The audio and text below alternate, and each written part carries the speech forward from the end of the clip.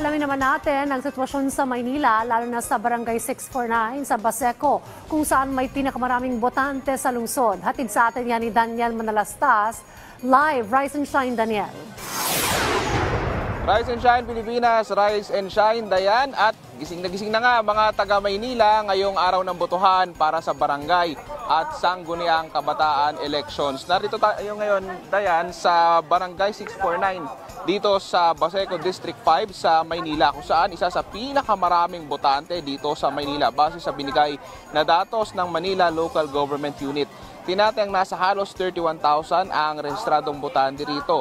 Nagsisimula ng bumoto ang mga taga-barangay 649. At Dayan, makikita nyo naman sa ating video na mahaba po ang pila ng mga residenteng boboto ngayong umaga. Ang ilan dito, Dayan, kanina pang alas 6 ng umaga na pumila rito. Tuloy-tuloy naman yung daloy ng pila na yan at may kaayusan. Sa dami ng mga botante, 2 eskwelahan, Dayan, yung voting area ng mga botante rito. Ilan naman sa mga problema kinaharap ng mga botanteng nakausap natin kanina ay katulad na lang ng mga nakagawian na problema. Hindi nila mahanap ang pangalan nila sa listahan.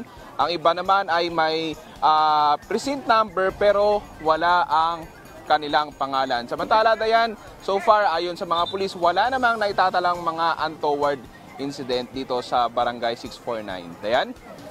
Maraming salamat sa update, Daniel Manalastas, mula dyan sa Maynila.